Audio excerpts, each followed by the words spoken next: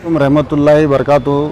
आज जो है ये ऑल इंडिया मजलिस इनकलाब मिल्लत की जानिब से हमारे अपलाइन और हमारे डाउनलाइन अभी जो है हमारे एडिशनल ACP साहब बी आनंद साहब को जो है अभी जो हमारे खवी अब्बासी साहब ने बताया, हमारे सदर साहब ने भी कहा, नायब सदर साहब ने भी कहा, मैं भी ऑल इंडिया मजलिस इनकलाब मिल्लत की जानिब से ये डिमांड करता हूँ इंडियन गवर्नमेंट से और सेंट्रल गवर्नमेंट से कि हमारे भारत जो है यूनिटी इन डाइवर्सिटी में यकीन रखता है, लेकिन कुछ राजा जयचंद की औलादे नित्यानंद सरस्वती और वसीम रज़वी जैसे लोग कुरान और इस्लाम को बैन करने की बातें कर रहे हैं। मैं जो है नेशनल मीडिया से रिक्वेस्ट करता हूं कि वो नॉन अलाइंड हो जाए। जिस तरह से सोशल मीडिया का मैं शुक्रिया अदा करता हूं, ये लोग नॉन अलाइंड जो है अपनी ड्यूटी निभा रहे हैं। भारत के अंदर कॉन्स्टिट्यूशन को तो फॉलो सभी कर रहे हैं, लेकिन कॉन्स्टिट्यूशन में आर्टिकल 51A में फंडामेंटल ड्यूटीज़ भी दी गई है, लेकिन जो है पुलिस डिपार्टमेंट अगर नॉन अलाइंड होगा, नेशनल मीडिया अगर नॉन अलाइंड होगा और जुडिशरी डिपार्टमेंट अगर नॉन अलाइंड होगा तो ये देश कभी भी आगे जा सकता है। लेकिन ये राजा जयचंद की नस्लें हैं, नित्यानंद सरस्वती, वसीम रज़वी जैसे लोग ये प्री प्लान के तहत खुला नित्यानंद सरस्वती ने कहा कि मैं इस दुनिया से इस्लाम का नामो निशान मिटाना चाहता हूँ। उस हरामजादों को हम ये बोलना चाहते हैं कि सालो तुम हम जानते नहीं हमारी तारीख। हमारा हवलदार अब्दुल हमीद, हमारा ब्रिगेडियर उस्मान, भारत को जब भी मुसीबत आई है सबसे पहले जान हमने दी है। तौहीद की अमानत सीनों में है हमारे, आशा नहीं मिटाना नामो निशा हमारा। याद रखो, अगर इस्लाम को छेड़ोगे, मुसलमानों को छेड़ोगे तो तुम हमारी तारीख जानते हो। जंगे बदर का वाक़या हम दोबारा दोहरा देंगे इंशाअल्लाह, इनके खिलाफ एक्शन नहीं लिया गया तो। और जो है हुकूमतें, चाहे वो सेंट्रल गवर्नमेंट हो या स्टेट गवर्नमेंट हो, ये बिल्कुल डिस्क्रिमिनेशन कर रही है। उन दोनों हरामजादों को बोलने की आज़ादी है, लिखने की आज़ादी है। हम आगे अगर प्रोटेस्ट कर रहे हैं तो हमें रोका जा रहा है, FIR फ़ौरन नहीं दी जा रही है हमें। तो ये पुलिस डिपार्टमेंट की तरफ से डिस्क्रिमिनेशन है, हम इसका जो है सख्ती से कंडम करते हैं। Thank you very much. अज़ीज़ान मिल्लत इस्लामी, अस्सलाम वालेकुम रहमतुल्लाहि बरकातुहू।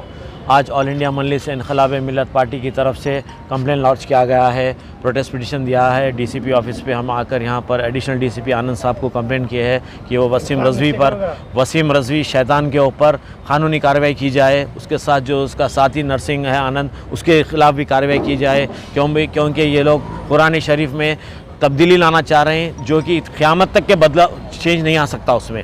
और जो ये शैतान एक किताब लिखा है मोहम्मद रसूलुल्लाह सल्लल्लाहु अलैहि वसल्लम के बारे में, वो किताब को बैन करना चाहिए, वो किताब मार्केट में आना नहीं चाहिए। वसीम रज़वी, मैं तेरे पर पहले से ही तेरे को बोल चुका हूँ कि तेरा क्या हश्र होने वाला है। और तू जो कह रहा है कि मेरी अड़तियाँ जो है सो वहाँ पर डाल दो, यहाँ पर डाल दो, कसम खुदा की तेरे अड़तियों को भी डूबने नहीं देंगे हम। अगर तू जो है सो अपने आदतों से बाज नहीं आया तो तेरे को हम छोड़ने वाले नहीं हैं। तू बहुत गुस्ताखी कर चुका है इस्लाम और दीन के मामले में। तेरे को माफ़ी कर ही नहीं सकते, तेरे को माफ़ कर ही नहीं सकते। तो इंशाअल्लाह ताला हम हिंदुस्तान की हुकूमत, तेलंगाना की हुकूमत से ये उम्मीद रखते हैं कि वसीम रज़वी शैतान के ख़िलाफ़ FIR दर्ज किया जाए और उसको अरेस्ट कर बिहाइंड द बार्स किया जाए। जब तक हम सांस नहीं लेंगे, हम प्रोटेस्ट करेंगे, हम एजिटेशन करेंगे, रोड पे बैठेंगे, रास्ता रोकेंगे, मगर हम उसका पीछा छोड़ेंगे नहीं। जो हमारे हुजूर और अल्लाह की शान में गुस्ताखी करने वाले को सज़ाए मौत है, सज़ाए मौत। खुदा हाफिज़। जी बिस्मिल्लाहिर्रहमानिर्रहीम। ऑल इंडिया मजलिस इनकलाब मिल्लत की जानिब से आज DCP साहब जनाब B आनंद साहब से जो है नुमाइंदगी की है कि वसीम रज़वी जो इंतहाई बदनाम ज़माना एक ऐसा शख्स है और जो नरसिम्हा आनंद के साथ मिलके न सिर्फ जो है मजहबी तक़द्दुस को नुकसान पहुंचा रहा है, बल्कि हिंदू मुसलमानों के दरमियान में खलीज पैदा कर रहा है। ये दो लोग जिस अंदाज के बयानात दे रहे हैं और जिस किस्म की बातें कर रहे हैं, उससे जो है मुसलमानों को जो है इंतहाई दुख हुआ और बहुत ही रंज हुआ। उसके बावजूद भी जो है हुकूमत जो है उस तरफ तवज्जो नहीं कर रही है। हमारी पार्टी की जानिब से जनाब खवी अब्बासी साहब स्पोक पर्सन ने ज़ालिमों के ख़िलाफ़ जो है एक ऐसी मुहिम चलाई कि इन ज़ालिमों का जो है जो इस वक्त जो है दबदबा जो चल रहा है और इनके दबदबे को ख़त्म करने के लिए जब तक कि इनको ख़त्म नहीं किया जाता उस वक्त तक जो है हालात एतदाल पे नहीं आते।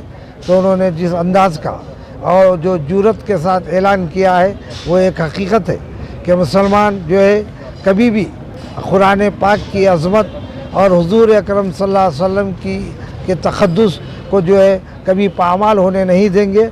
मुसलमान अपनी जान की बाजी लगा देंगे, आखिरी वक्त तक जो है सरकार दो आलम सल्लल्लाहु अलैहि वसल्लम के तक़द्दुस और कुरान पाक की अज़मत की बरकरारी के लिए जद्दोजहद करेंगे।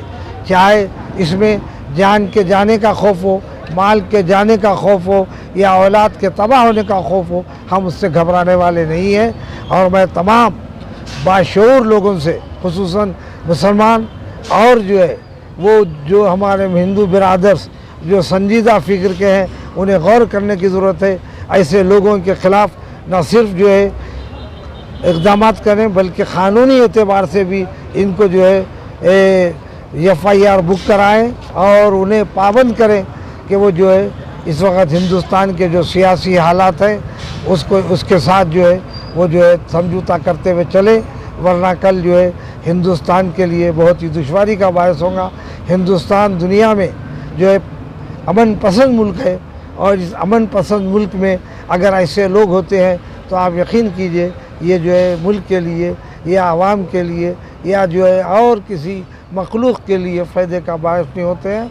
मैं आखिर में अल्लाह से दुआ करता हूँ, अल्लाह इन ज़ालिमों को ख़त्म करने के लिए हालात असबाब पैदा फरमाए। खुदा।